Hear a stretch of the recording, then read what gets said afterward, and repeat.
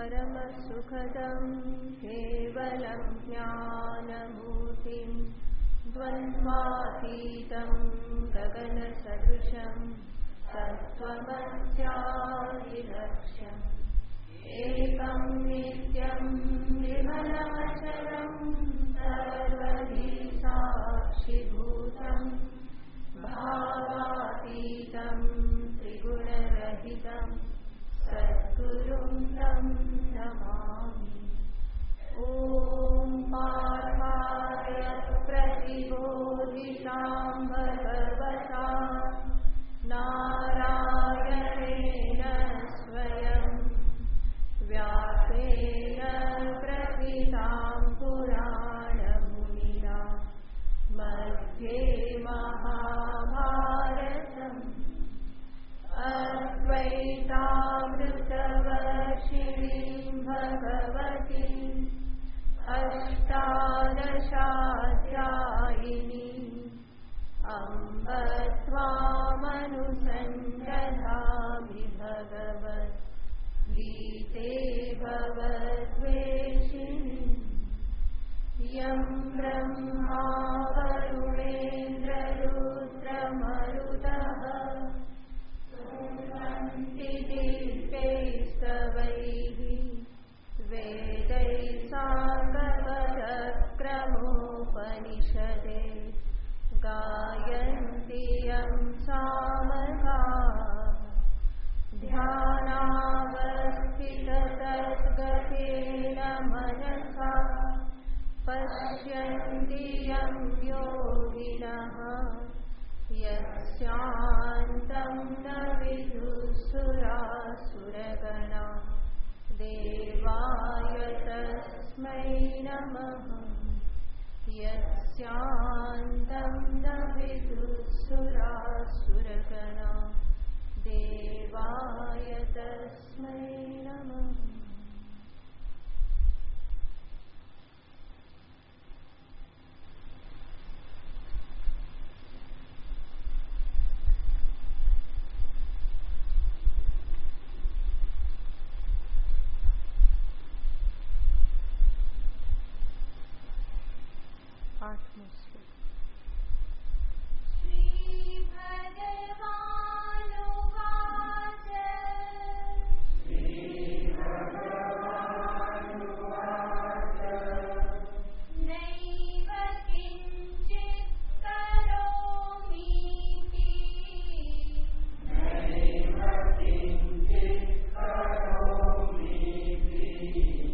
युक्तो मन्येत तत्त्वम्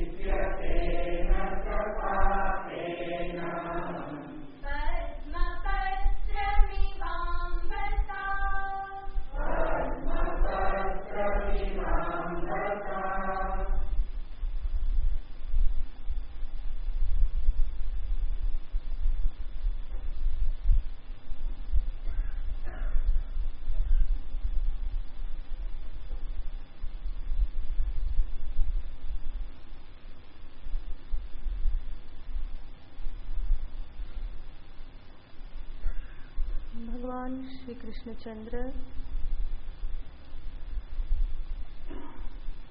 સમગ્ર ગીતા શાસ્ત્રમાં આત્મજ્ઞાન અને આત્મજ્ઞાન માટેની સાધનાનું નિરૂપણ કરે છે. આત્મજ્ઞાન એ એવા સ્વરૂપનું જ્ઞાન છે કે જે નિત્ય સિદ્ધ છે. એટલા માટે જ ત્યાં જ્ઞાન માત્રથી કામ ચાલે છે. પરંતુ એવા જ્ઞાનને પ્રાપ્ત કરવા માટે જે શુદ્ધ અંતઃકરણની આવશ્યકતા છે, એ શુદ્ધ અંતઃકરણની પ્રાપ્તિ માટેની જે સાધના એ સાધકના જીવનમાં બહુ જ મહત્વ ધરાવે છે. અને આ સાધનાનો અર્થ થાય છે જે મારા જીવનને સુસંસ્કૃત બનાવે, વ્યવસ્થિત બનાવે. એને જ સાધના કહેવામાં આવે. બાકી બે ચાર માળા ફેરવી લીધી, દીવો અગરબત્તી કરી લીધા, એક બે પાઠ પારાયણ કરી લીધા અને એ બધું કરવા છતાં પણ હું જેવો છું એવો ને એવો જ રહું, તો એ વાસ્તવિક સાધના નથી. એ વસ્તુતઃ એક ભગવાન પ્રત્યેની ફોર્માલિટી બની જાય છે. જેમ આપણી ઘરે કોઈ આવે અને આપણે એને યાંત્રિકતાથી બેસવાનું કહીએ, ચા પાણી પીવાનું કહીએ.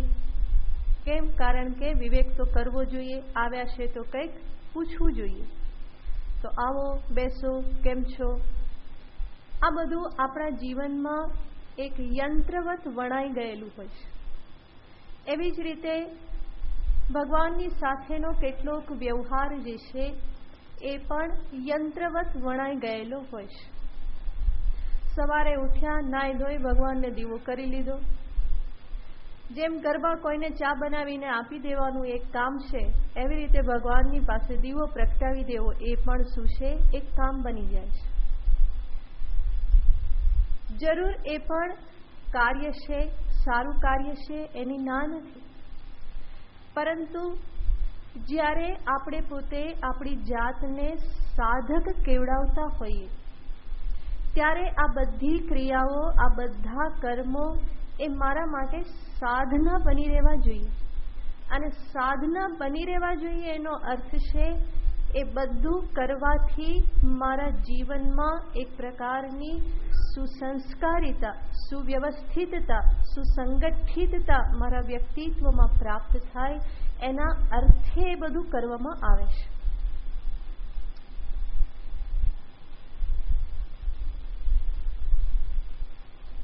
તો સાધક પાસે કમસે કમ આ અપેક્ષા રાખવામાં આવે કે એ સુસંસ્કારી હોય, એનો વ્યવહાર સંસ્કૃત વ્યવહાર હોય.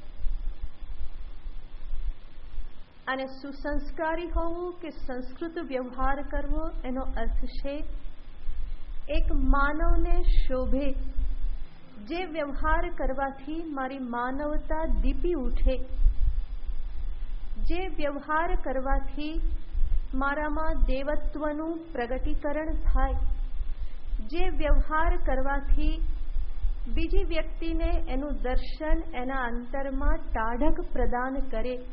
તો આવો વ્યવહાર, આવું જીવન, આવા પ્રકારના કર્મો એ સાધકના જીવનમાં વારંવાર અભિવ્યક્ત થતા રહેવા જોઈએ. તો સાધના એનો જ અર્થ છે જે મારા જીવનમાં પરિવર્તન લાવે, આમૂલાગ્ર પરિવર્તન લાવે. અને આવું ક્યારે સંભવ બને? એ ત્યારે જ સંભવ બને કે જ્યારે આ બધી બાબતોને હું મારા જીવનમાં ગંભીરતાથી લઉં, જે કંઈ પણ કરું એની પાછળ મારી એક પ્રકારની સિન્સિયરિટી, એક પ્રકારની મારી એની પાછળની નિષ્ઠા પ્રગટ થવી જોઈએ. જીવનમાં કંઈ પણ હું યાંત્રિકતાથી ન લઉં, કંઈ પણ હું કેઝ્યુઅલી ના કરું, પરંતુ સાવધાનીપૂર્વક આ સર્વ પ્રકારનો વ્યવહાર કરું.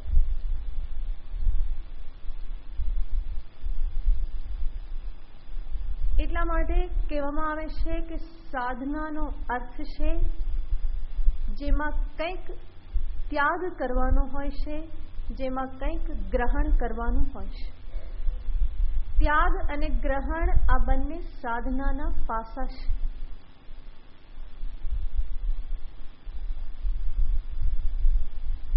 સદ્ગુણ, સંપત્તિ, સદવ્યવહાર, સદભાવના, સત્કર્મ, જે કંઈ પણ સત પરમાત્માની સાથે જોડાયેલું છે એ બધાનું હું ગ્રહણ કરતો જાઉં, અને જે કંઈ પણ અસત એટલે કે પરમાત્માથી મને વિમુખ કરનારું છે એ બધાને હું છોડતો જાઉં, ત્યાગ કરતો જાઉં.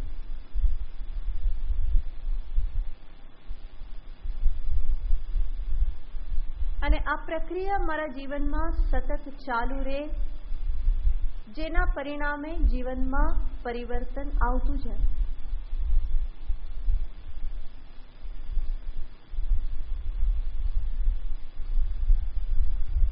અને આવું ફરી પાછું જોઈએ તો ક્યારે સંભવ બને, તો ત્યાં પણ વિચારવાનું છે કે આ સર્વ સાધનો જે છે એ સર્વ સાધનનું સાધનત્વ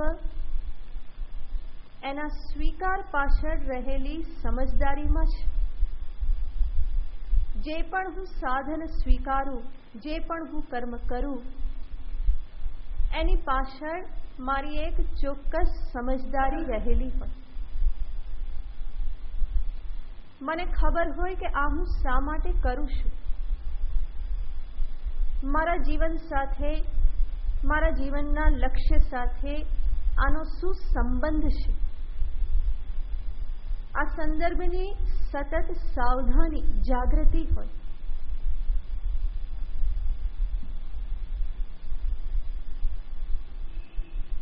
ગીતાજીમાં ભગવાન કૃષ્ણ આ સર્વ સાધનો જે છે એને યોગ શબ્દથી કહે છે.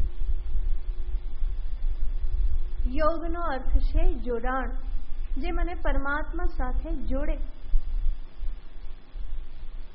પરંતુ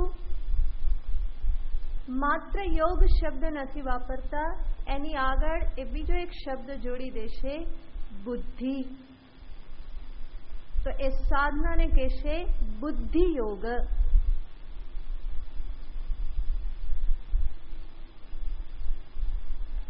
તો યોગ શબ્દ સાધનને દર્શાવે છે અને બુદ્ધિ શબ્દ સમજદારીને દર્શાવે છે.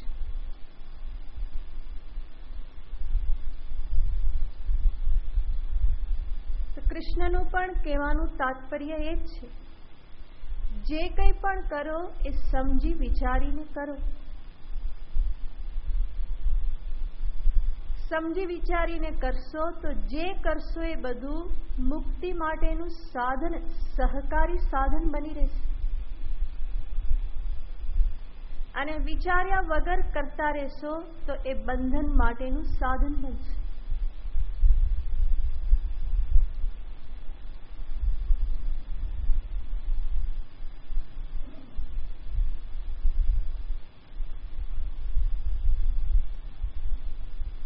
બુદ્ધિ યોગ શબ્દ જ દર્શાવે છે કે સાધના પણ કેવી સાધના, સમજદારી સાથેની સાધના. સમજદારી સાથે સાધનોનું અનુષ્ઠાન.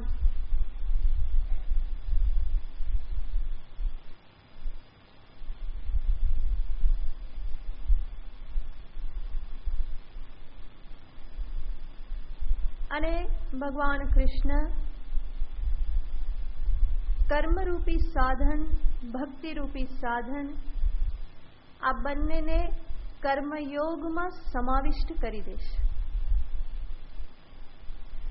કારણ કે ઈશ્વર ભક્તિ વગર કર્મયોગ બનતું નથી.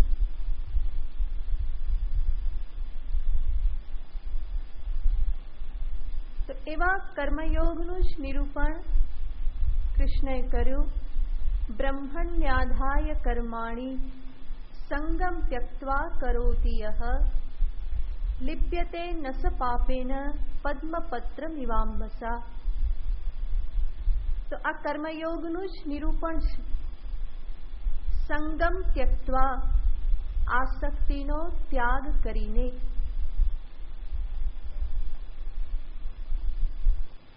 જીવનમાં જો કોઈ છોડવા જેવી વસ્તુ હોય તો આ જ મુખ્ય વસ્તુ છે, આસક્તિ, મોહ.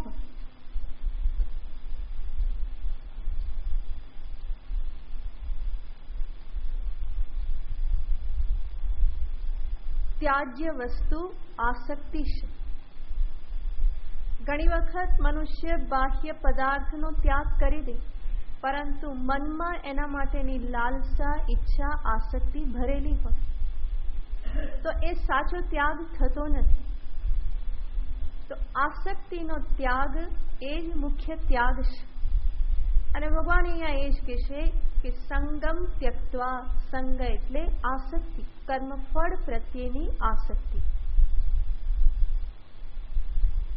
યહ બ્રહ્મણી આધાય કરોતિ, જે ઈશ્વર અર્પણ ભાવનાથી, પરમાત્માને અર્પણ કરવાની ભાવનાથી જે આ પ્રમાણે કર્મ કરતો રહેશે, સહ પાપેન ન લિપ્યતે, એ પાપથી એટલે કે કર્મફળથી એ લેપાયમાન થતો નથી.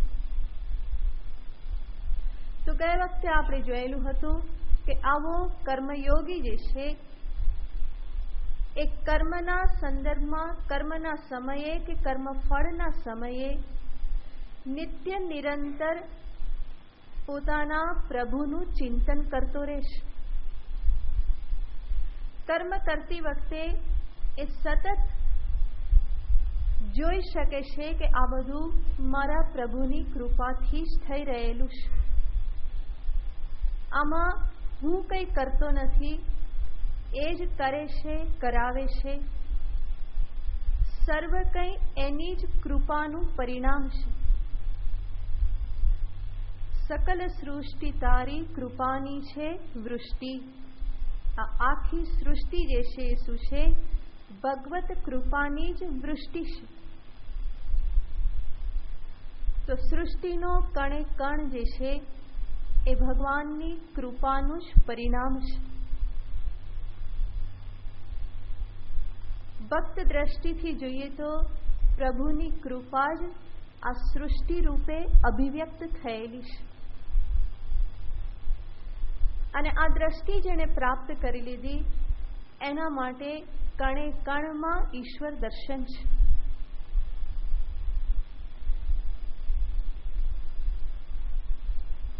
તો આવો કર્મયોગી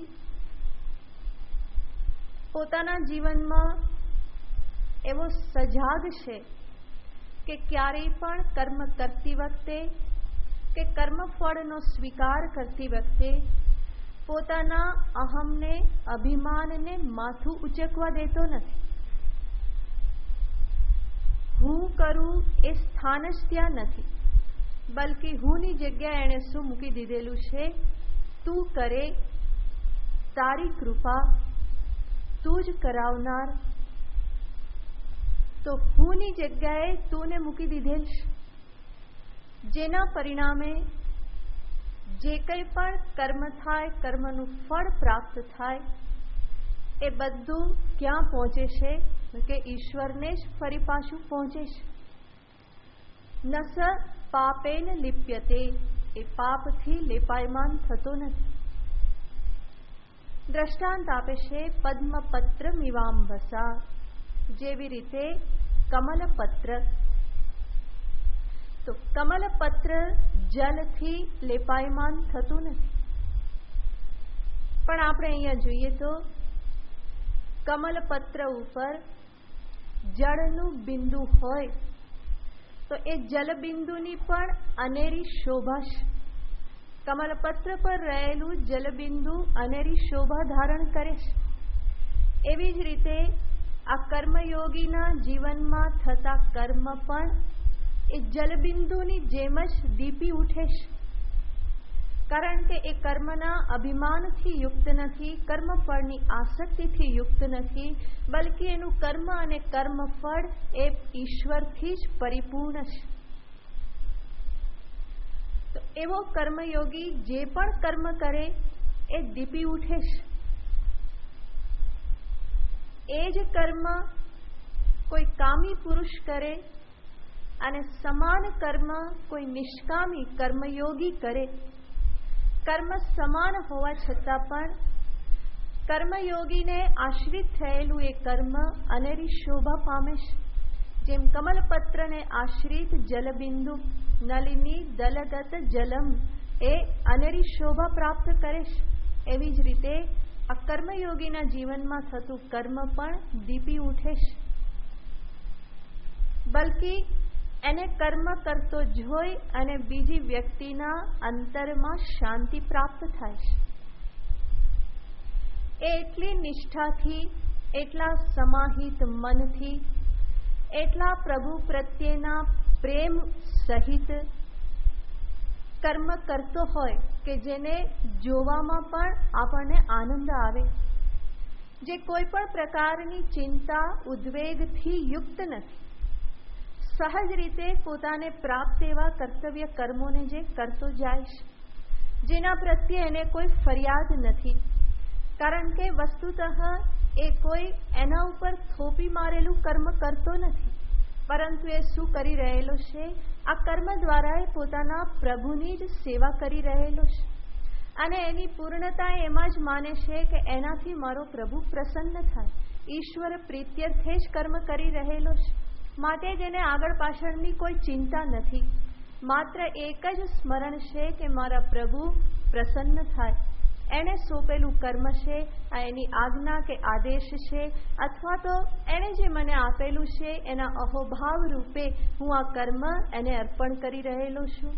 આવી કોઈ પણ ભાવનાથી એ જ્યારે કર્મ કરે તો આગળ પાછળની સર્વ ચિંતાઓમાંથી એ મુક્ત થઈ જાય છે. અને કોઈ પણ મનુષ્ય જ્યારે ચિંતા ઉદ્વેગ રહિત હોય, જે આનંદથી રહેતો હોય, ખુશીથી રહેતો હોય, એનું દર્શન કરવું દરેકને ગમે. એટલા માટે જ હસતા માણસો બધાને ગમે, અને જે હંમેશા ટેન્સ રહેતા હોય એનાથી બધા દૂર ભાગે, કારણ કે બીજાને પણ ચેપ લગાડે. હસતો માણસ પણ બીજાને ચેપ લગાડે, બીજાને હસાવે, અને જે તણાવમાં રહેતો હોય એ પણ શું કરે? એ પણ બીજાને ચેપ લગાડતો જ હોય. તો હંમેશા આ કેવો રહેશે? તો કે હલકો રહેશે, હળવાશથી પોતાના કર્મ કરે છે. કર્મ એના માટે કોઈ ઢસરડો નથી, કોઈ બોજો નથી. હળવાશથી કરે છે એનો અર્થ એ નહીં કે એ સાવ પાયજામા છાપ છે, પણ હળવાશથી કરે છે એનો અર્થ કે એને કોઈ ચિંતા નથી. જે સમયે કરવાનું હોય એ સમયે જ કરે છે. એવું નહીં કે કોઈ ચિંતા નથી, શું સવારનું કામ સાંજે કરો, આજ કરે સો કલ, કલ કરે સો પરસો, હે ને? इतनी जल्दी भी क्या जब जीना है बरसो. આ કર્મયોગી નથી. તો એવી રીતે હળવાશ નહીં, પણ હળવાશનો અર્થ છે કે કર્મ કે કર્મ ફળના બોજાને માથે રાખીને ફરતો નથી, પરંતુ પ્રભુના સ્મરણ સાથે એમના પ્રત્યેના અહોભાવથી ભર્યો એમના પ્રત્યેની કૃતજ્ઞતાથી પરિપૂર્ણ એવો એ પોતાનું દરેક કર્મ સરસ રીતે કરી અને પ્રભુના ચરણમાં અર્પણ કરે છે. ભગવાનને અર્પણ શું કરાય? જે સારામાં સારું હોય એ અર્પણ કરાય. આપણે જે અર્પણ કરવા માગતા હોય એને આપણે સરસમાં સરસ રીતે કરીએ. તો અહીંયા કર્મયોગીને માટે તો પ્રભુને અર્પણ કરવા માટે પોતાનું કર્મ જ છે. તો એ કર્મ જ એ એવી સરસ રીતે કરે છે કે જેના પરિણામે એ કર્મ જ ભગવાનને અર્પણ થતું પુષ્પ બની રહેશે. તો આવી રીતે આવો આ કર્મયોગી જે છે આ પ્રમાણે કર્મ કરતો રહેવાથી એને કર્મફળની ચિંતાઓ, એના આગ્રહો, એનું ટેન્શન, એનો બોજો, આમાંનું કંઈ એને સ્પર્શ કરતું નથી. આ બધા શબ્દો જાણે કે એના જીવનમાંથી નીકળી જાય છે. ટેન્શન કોને કહેવાય, વિહવળતા કોને કહેવાય, આ બધું જાણે કે એ ભૂલી જાય છે. ડિપ્રેશન, ફ્રસ્ટ્રેશન, આ બધા બોલવામાં તકલીફ થાય તો જે થતું હોય એ કેટલું તકલીફ કરતું હશે. તો એ બધાથી એ મુક્ત થઈ જાય છે. જીવ આમ તેમ થઈ જાય ને બોલતા બોલતા. તો એને જ ભગવાન અહીંયા કહેશે, સહ પાપેન કર્મ ફલેન ન લિપ્યતે. તો આ જે વ્યક્તિ જે કર્મ કરે છે એને શું ફળ મળે છે? કંઈક તો ફળ મળવું જોઈએ. તો કહેવામાં આવે છે કે એને અંતઃકરણ શુદ્ધિ રૂપી ફળ પ્રાપ્ત થાય છે. એનું નિરૂપણ આગળના શ્લોકમાં છે.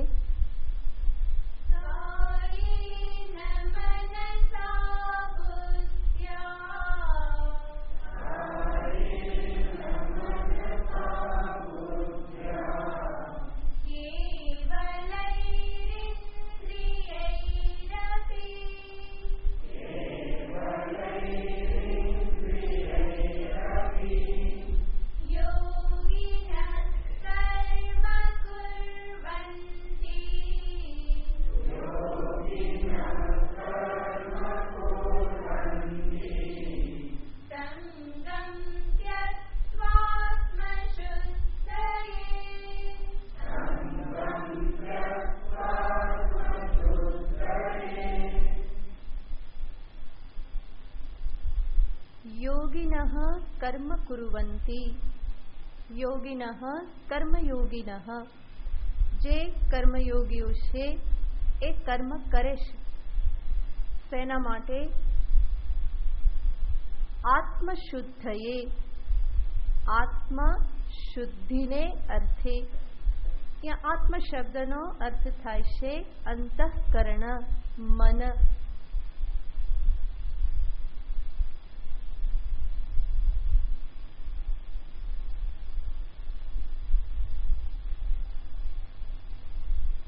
કયા કર્મો કરે છે? કાયેન મનસા બુદ્ધ્યા. શરીર વડે, મન વડે કે બુદ્ધિ વડે. જે પણ કર્મ માટેના સાધનો એને પ્રાપ્ત થયેલા છે એનાથી એ આ કર્મ કરે છે. કેવી રીતે કરે છે? સંગમ ત્યક્ત્વા. આસક્તિને છોડીને.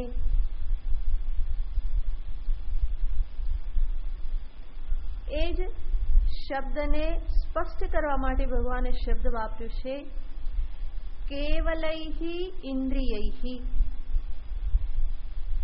કેવલૈહિ ઇન્દ્રિયૈહિ એનો અર્થ થાય છે, ભગવાન શંકરાચાર્યજી અહીંયા અર્થ આપે છે, મમત્વ વર્જિતૈહિ ઇન્દ્રિયૈહિ. એટલે કે મમત્વ રહિત.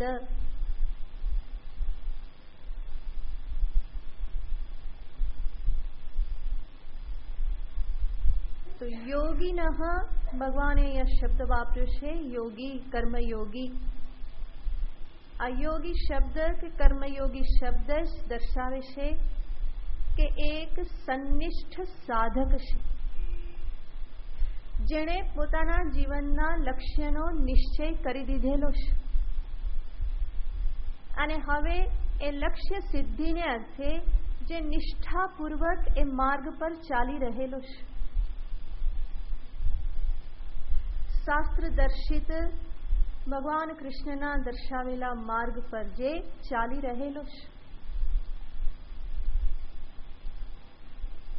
એવા યોગિનઃ મમત્વ વર્જિતૈહિ કેવલૈહિ ઇન્દ્રિયૈહિ. અહંતા મમતા રહિત એવા પોતાના સાધનો વડે, ઇન્દ્રિયૈહિ એટલે સાધન વડે, કર્મેન્દ્રિયો વડે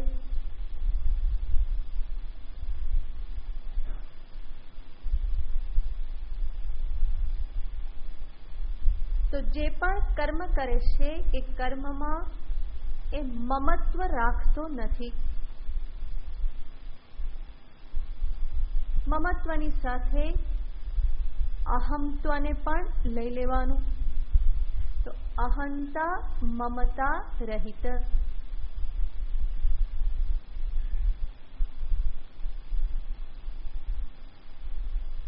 તો જ્યારે પણ એ કર્મ કરે ત્યારે કર્મમાં પણ એનું મમત્વ નથી. કર્મમાં મમત્વ નથી એનો અર્થ છે એ કર્માસક્તિથી મુક્ત છે. ફળ માટે તો આસક્તિ હોય છે, પરંતુ મનુષ્યના મનમાં કર્મ માટે પણ આસક્તિ હોય છે, કર્માસક્તિ. કર્માસક્તિનો અર્થ છે આ કર્મ હું જ કરું અને હું જેવું કરું એવું બીજું કોઈ કરી શકે નહીં. મારા વગર આવું કર્મ થાય જ નહીં. મેં આ કર્મ કર્યું માટે જ આટલું સારી રીતે થયું.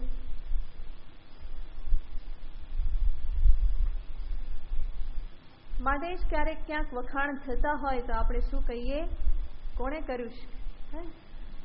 આમ કેવું તોરમાં બોલાતું હોય છે કે કોણે કર્યું છે, કોણે કર્યું છે, એમ મેં કર્યું છે માટે આવું છે. કરનાર કોણ એનો? તો હું કરું માટે જ આવું થાય, મેં કર્યું માટે જ આ પ્રમાણે થયું. આ કર્મ કરવાની શક્તિ કે આ કર્મ કરવાની આવડત તો મારામાં જ છે. આ એક પ્રકારની કર્માશક્તિ છે. અને બીજું, મેં જે કામ હાથમાં લીધું એ પૂરું થવું જ જોઈએ.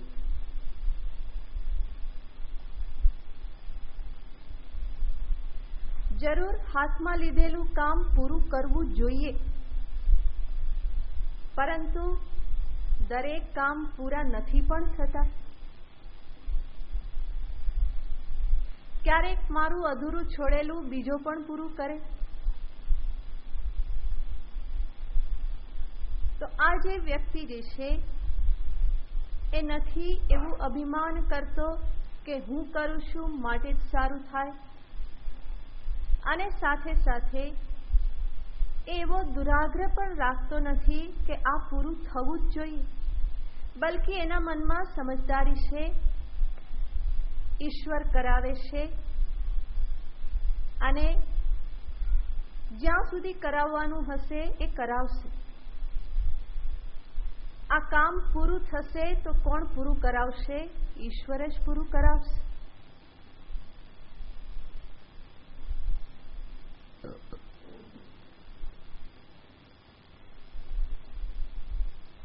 એટલે જ એણે પછી મૃત્યુશૈયા વખતે દીકરાને બોલાવીને કેવું પડતું નથી, બેટા આટલું અધૂરું રહી ગયું, પૂરું કરજે. એ જાણે છે કે એવા તો કેટલાય અધૂરા રાખીને બધા જાય છે. એનાથી કોઈ દુનિયા ઊંધી ચત્તી થઈ જતી નથી, કારણ કે સમગ્ર દુનિયા સૃષ્ટિનો ચલાવનાર પરમાત્મા છે. અને એ જાણે છે કે કયું કાર્ય પૂરું કરવામાં કલ્યાણ છે અને કયું અધૂરું રાખવામાં કલ્યાણ છે. તો આવી રીતે આ જે કર્મયોગી જે છે એ સંપૂર્ણ ઈશ્વરને સમર્પિત છે. પોતાનો અહમ, પોતાની મમતા ક્યારેય પણ માથું ઉચકતા નથી. જરૂર એની કર્મનિષ્ઠામાં કોઈ ખામી નથી, કર્મયોગ ભાવનામાં લેશ માત્ર પણ ખામી નથી, પરંતુ આ બધા પ્રકારની જીદ દુરાગ્રહોથી એ મુક્ત છે. એટલે જ કર્મ કરે છે. કર્મયોગી જાણે છે કે સર્વ કંઈ ઈશ્વર ઈચ્છાથી, એની શક્તિથી, એની કૃપાથી થાય છે. એ પોતાનું કર્તવ્ય એને જે લાગે છે એ નિભાવતો થાય છે. બાકી એના મનમાં સમજદારી છે, જે થાય તે થવા દો, જે આવે એને આવવા દો, જાય એને જવા દો. આપણે શું કરવાનું છે? આપણે આપણું કર્તવ્ય નિભાવવાનું છે. એ નિષ્ઠામાં જરા પણ કમી નથી. એટલા માટે કર્મના સંદર્ભની કે કર્મફળના સંદર્ભની સર્વ ચિંતાઓથી એ મુક્ત છે. એના જીવનમાં કોઈ હાય હોય કે બળાપો ક્યારેય પણ જોવામાં નથી આવતો, કારણ કે જાણે છે કે આ બધું કરવાનો કોઈ અર્થ નથી. જ્યારે પોતાનું અભિમાન હોય, પોતાના તીવ્ર રાગ દ્વેષ હોય, આસક્તિઓ હોય અને એના ઉપર જ્યારે પ્રહાર થાય તો હાય હોય કરવા પડે, તો ઉદ્વેગ થાય, તો વિહવળતા થાય, વ્યાકુળ બનાય. પણ જ્યારે પોતાના તરફથી એવા કોઈ આગ્રહો જ નથી તો પછી જે થાય એમાં શું છે? જે થાય એમાં હિત છે, કલ્યાણ છે. રાજી હે હમ ઉસી મેં જિસમેં તેરી રજા હૈ, હર બાત મેં હે વાહ વાહ, હર બાત મેં મજા હૈ. તો એક એમાં રાજી છે, ભગવાનની જેમાં રજા છે એમાં એ રાજી છે.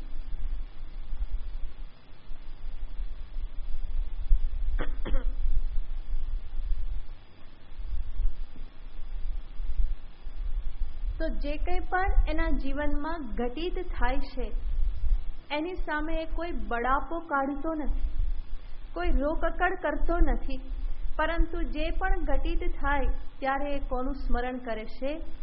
એના પ્રભુનું સ્મરણ કરે છે. ઈશ્વર ઈચ્છા, પ્રભુની કૃપા, આ પ્રમાણેના જ શબ્દો એના મુખમાંથી નીકળે છે. એના મુખમાંથી એવું નીકળતું નથી કે અરે અરે શું થઈ ગયું, આવું કેમ થયું, શું ધાર્યું તું ને શું થઈ ગયું, એમ તું કાં બોલ્યા કરે. સૃષ્ટિ તણા આ ચક્રમાં પ્રભુને ગમે એ થયા કરે. તો કેમ, શું થઈ ગયું, શું ધાર્યું તું ને શું થઈ ગયું? મોટે ભાગે મનુષ્ય શું બોલતા હોય છે? જીવનમાં કંઈક પોતાની ઈચ્છાથી વિપરીત એવું કંઈક થાય ત્યારે શું કે અરે રે આ શું થઈ ગયું કે, અથવા તો કે શું ધાર્યું તું ને શું થઈ ગયું કે. પણ એ એટલો વિવેક કરતો નથી કે આજ દિવસ સુધીમાં મારું ધાર્યું કેટલું થયું તું કે આ પણ થાય. મોટે ભાગે તો ધાર્યું કોનું થાય છે? ધાર્યું ધરણીધરનું થાય. ધરણીધર પ્રભુનું જ ધાર્યું થાય છે. એણે ધાર્યું તું ને એના જેવું આપણે ધાર્યું તો આપણે શું સમજીએ? મારું ધાર્યું થઈ ગયું. વસ્તુતઃ તો પહેલા કોણે ધાર્યું તું? એણે જ ધારેલું હતું. અને પછી મેં એની સાથે સાથે કંઈક ધારી લીધું અને હું અભિમાન કરું કે મેં ધાર્યું તો એવું થઈ ગયું. વસ્તુતઃ ધાર્યું ધરણીધરનું જ થાય છે. અને હું એનાથી વિપરીત ધારી લઉં તો એ ના થાય. અને ત્યારે પછી મારે બળાપો કાઢવો પડે, શું ધાર્યું તું ને શું થઈ ગયું. પરંતુ કવિ કહેશે કે આ બકવાસ કરવાનો કોઈ અર્થ નથી, કારણ કે સૃષ્ટિ તણા ચક્રમાં પ્રભુને જે ગમે તે થયા કરે. એને જે ગમે જગત ગુરુ દેવ જગદીશને, જગદીશને જે ગમે એ જ બધું થયા કરે છે. ખાલી ખાલી ઉદરે એક ઉદ્વેગ ધરવો, ઉદ્વેગ ધરવો એની પાછળ કોઈ ડાપણ નથી, બલ્કિ ઉદરમાં એવો ઉદ્વેગ ધરવો એ મૂર્ખતા છે. તો એવી મૂર્ખતા આ કર્મયોગી કરતો નથી, એ હંમેશા સમજદારીને ધારણ કરે છે. તો કેવલૈહિ ઇન્દ્રિયૈહિ, માત્ર આ પ્રમાણે પોતાના સાધનો, કર્મ સાધનો દ્વારા એ પોતે કર્મ કરતો જાય છે. સંગમ ત્યક્ત્વા, આસક્તિનો ત્યાગ કરીને. અને આ પ્રમાણે જે કર્મ કરે છે એનું ફળ એને શું મળે છે? તો કે આત્મશુદ્ધિ, અંતઃકરણની શુદ્ધિ, એ ફળ એને મળે છે.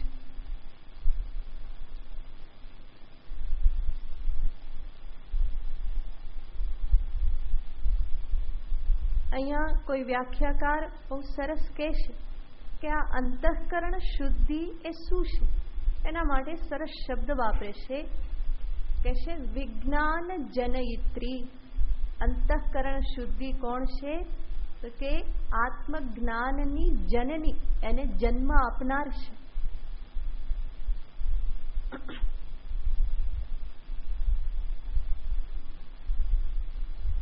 આત્યંતિક સંસાર દુઃખ વિધ્વંસક વિજ્ઞાન જનયિત્રી ચિત્ત શુદ્ધિરેવ ફલમ. વિજ્ઞાનની જનયિત્રી, જનની છે, માતા છે આત્મજ્ઞાનની. અને એ આત્મજ્ઞાન કેવું છે? આત્યંતિક સંસાર દુઃખ વિધ્વંસક, સંસાર દુઃખને નષ્ટ કરનારું, એનો વિધ્વંસ કરનારું એવું વિજ્ઞાન. અને આ નાશ જે છે કેવો છે? આત્યંતિક. એક વખત નાશ થઈ ગયો પછી ફરી દુઃખ પ્રાપ્ત થતું નથી. તો હંમેશને માટે સંસાર દુઃખથી મુક્ત કરાવનાર એવા આત્મજ્ઞાન રૂપી પુત્રને જન્મ આપનાર ચિત્ત શુદ્ધિ એ માતા જનયિત્રી છે. અને એવી ચિત્ત શુદ્ધિ આ કર્મયોગ રૂપી સાધનથી પ્રાપ્ત થાય છે.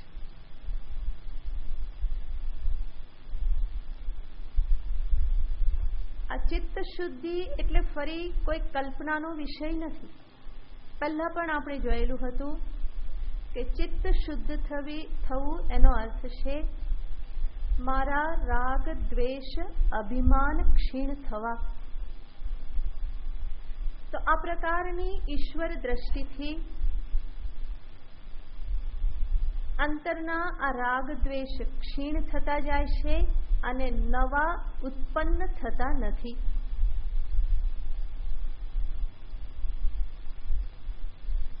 નવા રાગ દ્વેષ ઉત્પન્ન ન થાય, એકઠા ન થાય, અને જૂના જે છે એ બધા સાફ થતા જાય, ક્ષીણ થતા જાય.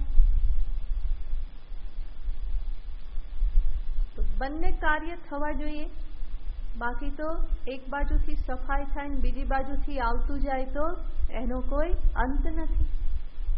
રૂમમાં કચરો વાળીએ અને પવન જોરદાર ચાલતો હોય, એક બાજુથી કચરો કાઢો અને બીજી બાજુથી બારણામાંથી બારીમાંથી ધૂળ આવતી રહે તો એ સફાઈનો કોઈ અર્થ નથી. તો પહેલા શું કરવું પડે? એ દરવાજો બંધ કરવો પડે. એ નવું જે છે એ આવતું બંધ થાય તો જૂનું જે છે એને બહાર કાઢતા સફાઈ થાય.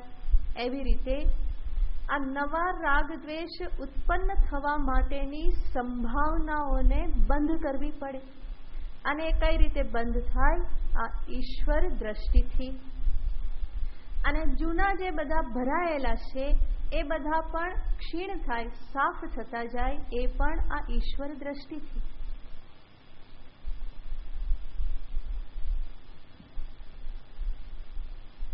તો આવી અંતઃકરણ શુદ્ધિ એ આ કર્મયોગનું ફળ છે. તો સંગમ ત્યક્ત્વા આત્મશુદ્ધયે કરોતિ કુર્વંતી. આત્મશુદ્ધિને અર્થે આ કરે છે.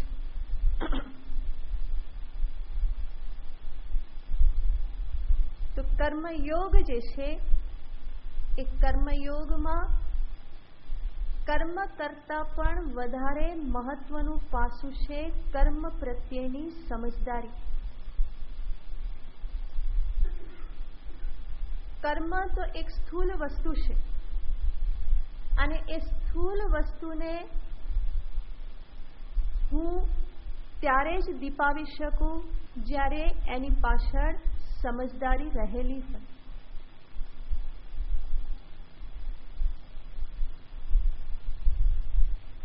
એટલે જ આપણે અનેક વખત જોયેલું છે કે કર્મયોગીનો અર્થ એ નથી કે જે રાત દિવસ ઊંધું ઘાલીને કામ કરતો રહે. એને કર્મઠ જરૂર કહેવાય, પરંતુ કર્મયોગી એ ત્યારે જ બનશે જ્યારે કર્મ પ્રત્યેની સમજદારીથી યુક્ત હોય, કર્મફળ પ્રત્યેની સમજદારીથી યુક્ત હોય, કર્મ કરતી વખતની એની ભાવના યોગ્ય હોય, ફળને ગ્રહણ કરતી વખતની એની ભાવના યોગ્ય હોય તો જ એ કર્મયોગી બને. બાકી એ કામ કરનારો છે, ઘસરડો કરનારો છે, એ કર્મયોગી નથી. તો કર્મયોગમાં કર્મ કરતા પણ કર્મ પાછળની સમજદારી જે છે એ વધારે મહત્વનું પાસું છે. અને સમજદારીના કારણે જ બંધનકારી કર્મ મુક્તિનું સાધન બની જાય છે.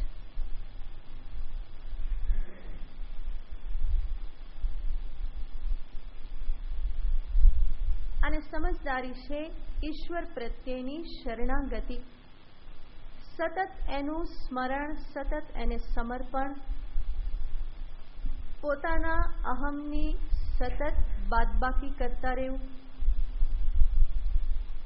અને ઈશ્વરની કૃપાનું હંમેશા ભાગાકાર કરતા રહેવા, ગુણાકાર કરતા રહેવા, મલ્ટીપ્લાય કરતા રહેવું એને, અને અહમની હંમેશા બાદબાકી કરતી રહે. તો આમ કરતા કરતા જ અંતર શુદ્ધ થાય છે. અંતે સર્વ પ્રકારના આગ્રહો, જીદ, ચિંતા આ બધાથી મુક્ત રહેશે. એટલે જ બાહ્ય કોઈ પદાર્થોનો સંયોગ વિયોગ કર્મયોગી માટે બહુ મહત્વ ધરાવતો નથી. એ જાણે છે કે મારી પાસે જ્યારે આવ્યું ત્યારે પણ એ મારું નથી, જ્યારે મારી પાસેથી બીજે જશે ત્યારે પણ એ મારું નથી, મારી પાસે આવ્યું એની પૂર્વે પણ એ મારું નહોતું. તો હકીકત શું છે? પૂર્વે પણ એ કોનું હતું? ઈશ્વરનું. મારી પાસે છે ત્યારે પણ ઈશ્વરનું, અને મારાથી બીજે ક્યાંક જશે ત્યારે પણ એ ક્યાં રહેવાનું છે? ઈશ્વરનું જ થઈને રહેવાનું છે. તો જે કંઈ પણ છે એ સર્વ કંઈ ઈશ્વરનું જ છે. એ ક્યાંય પણ મમત્વ કરતો નથી. તો પદાર્થોનો સંયોગ વિયોગ, વ્યક્તિઓનો સંયોગ વિયોગ, પરિસ્થિતિઓમાં પરિવર્તન, આ બધું કર્મયોગીને કોઈ ઉથલ પાથલ મચાવનારું લાગતું નથી. બલકે આ સર્વમાં એ શું ધારણ કરે છે? સમત્વને ધારણ કરે છે. સમત્વમ યોગ ઉચ્યતે. ભગવાનનું આ વાક્ય દરેક જગ્યાએ આપણને સંબંધિત લાગે છે.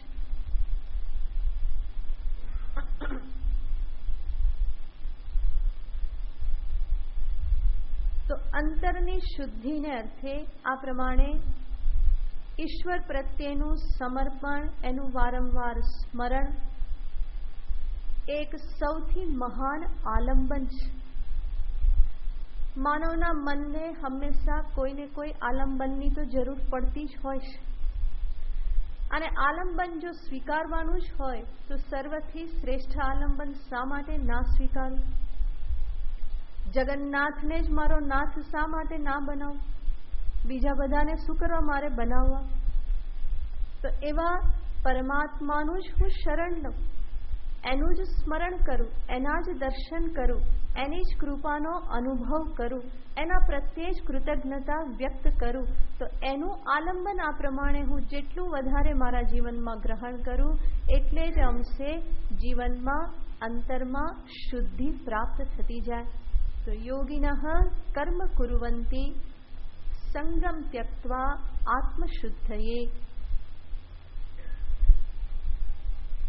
આટલું કહ્યા પછી આગળના શ્લોકમાં ભગવાન કર્મયોગી અને અયોગી, યુક્ત અને અયુક્ત આ બંનેનો ભેદ દર્શાવે છે.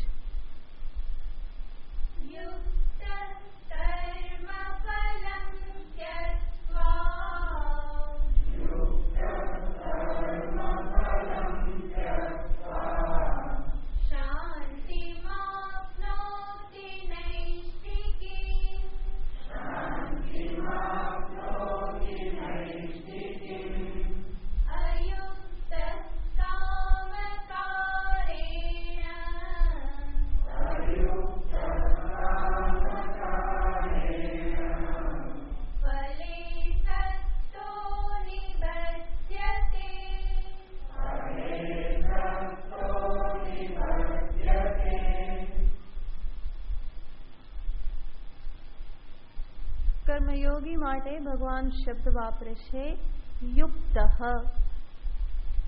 અને જે કર્મયોગ ભાવના નથી રાખતો એવી વ્યક્તિને ભગવાન કહે છે અયુક્ત.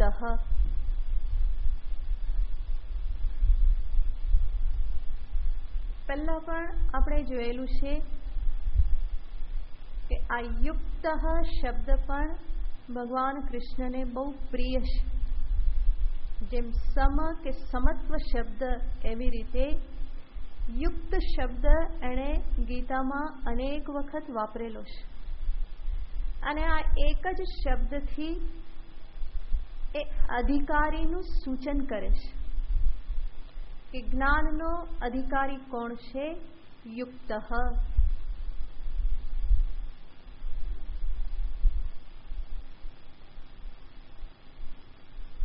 યુક્ત શબ્દનો અર્થ થાય જે જોડાયેલો છે. જોડાયેલો એને આપણે બે રીતે જોઈ શકીએ. એક તો જે ઈશ્વરની સાથે સતત જોડાયેલો છે, યુક્ત.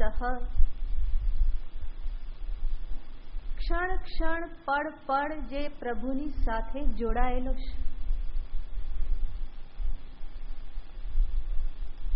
તો એને કહેવાય યુક્ત. અને યુક્ત શબ્દનો બીજો અર્થ થાય કે જેનું વ્યક્તિત્વ સુસંગઠિત છે. યુક્ત જે જોડાયેલો છે, જેનું વ્યક્તિત્વ વેરવિખેર નથી, સ્પ્લિટ પર્સનાલિટી નથી, પરંતુ જે સમગ્ર રીતે જોડાયેલો છે. ઇટ્સ ટુગેધર એવી વ્યક્તિને કહેવામાં આવે છે કે કેવો છે? તો કે એક સાથે છે. એક સાથે છે એનો અર્થ એનું શરીર, એની ઇન્દ્રિયો, એનું મન, પ્રાણ, બુદ્ધિ, આ બધા કેવા છે? સાથે જોડાયેલા છે. જેવી રીતે 5 પાંડવો હંમેશા સાથે રહેતા હતા, એવી રીતે આ શરીર, ઇન્દ્રિય, પ્રાણ, મન, બુદ્ધિ, કેટલી વસ્તુ થઈ? 5. આ 5 કેવા? તો કે સાથે રહે.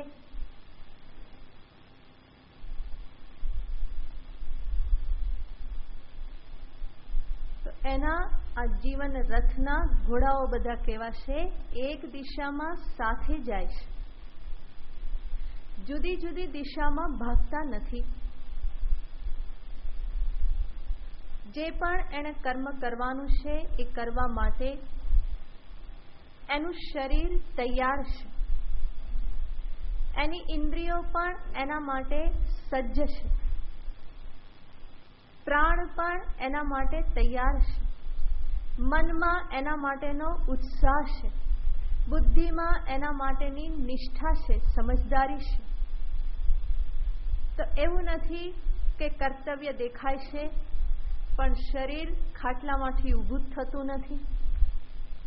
અને શરીર કદાચ ખાટલામાંથી ઊભું થયું અને કામ કરવા ગયું તો પણ ઇન્દ્રિયો, મન એમાં લાગતા નથી. હાથથી કંઈક થયા કરે છે અને મનીરામ ક્યાંક બીજે દોડ્યા કરે છે. અને થવામાં 10-15 માળાઓ પૂરી પણ થઈ જાય છે, ટાઈમ પણ પૂરો થઈ જાય છે, અને મન ક્યાંક બીજે ફરતું રહ્યું છે. તો માત્ર માળા નહીં, કોઈ પણ કર્મ પૂરું થઈ જાય છે અને મન ક્યાં ફરીને આવે છે? બુદ્ધિમાં એના પ્રત્યેની યોગ્ય સમજદારી ના હોય, કરવાનું છે પૂરું કરી નાખો, એવી રીતનો એટીટ્યુડ જો જીવનમાં હોય તો આ વ્યક્તિત્વ કેવું છે? વેરણ છેરણ વ્યક્તિત્વ છે, છિન્ન ભિન્ન વ્યક્તિત્વ છે. એવા વ્યક્તિત્વમાં કોઈ ઉપલબ્ધિ થઈ શકે નહીં.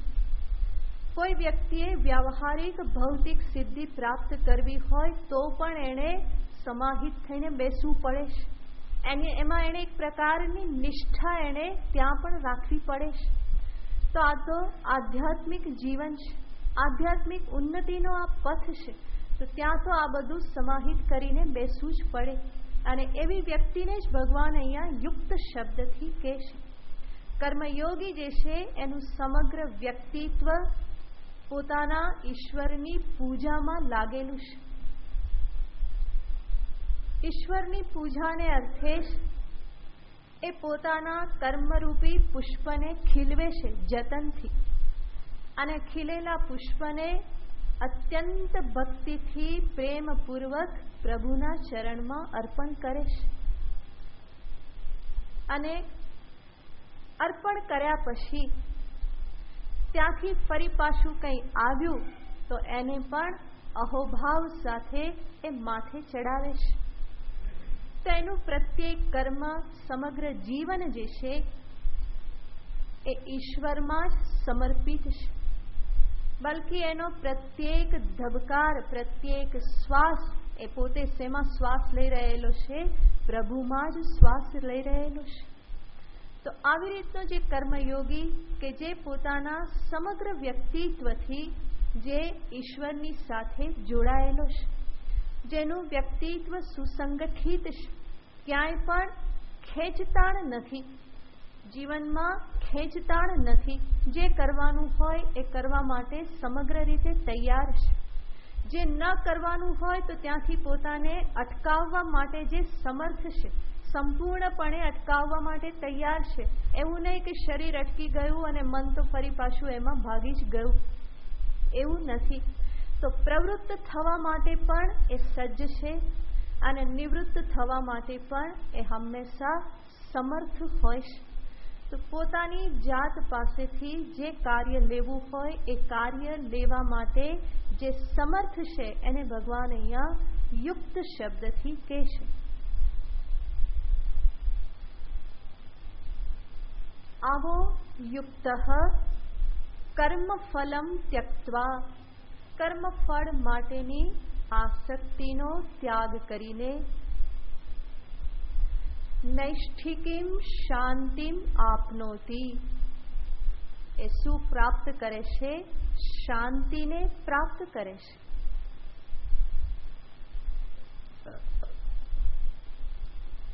પણ કેવી શાંતિ? કે છે નૈષ્ઠિકીમ શાંતિમ, સ્થિર શાંતિને,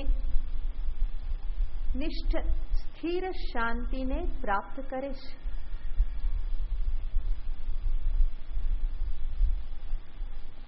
તો યુક્ત શબ્દથી ભગવાન એક સાવધાન સાધકને દર્શાવે છે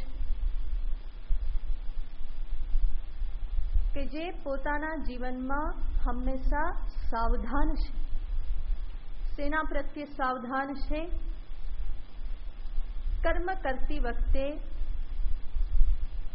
ક્યાંય પણ પોતાનો અહમ તો માથું ઉચકતો નથી,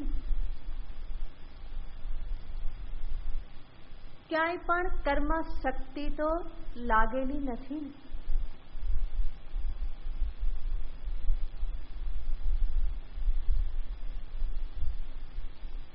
આ કર્મ મને પ્રભુથી દૂર તો નહીં લઈ જાય,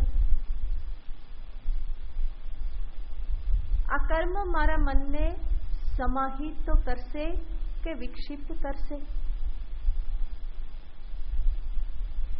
આ પ્રકારની સજાગતા જે પોતાના જીવનમાં હંમેશા ધારણ કરી રાખે છે.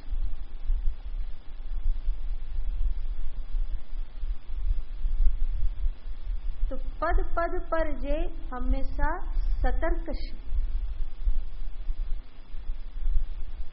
સાથે સાથે પોતાના મનના સમત્વને જાળવી રાખવામાં પણ જે સજાગ છે.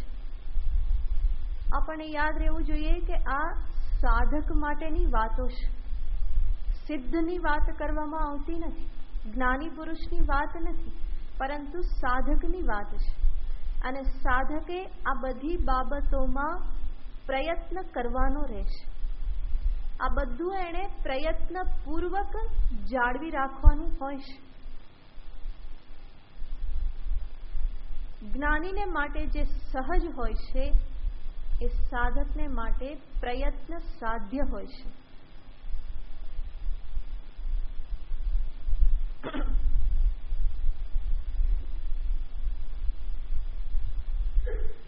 તો આવો સજાગતાપૂર્વક પ્રયત્ન કરનારો કર્મયોગી યુક્ત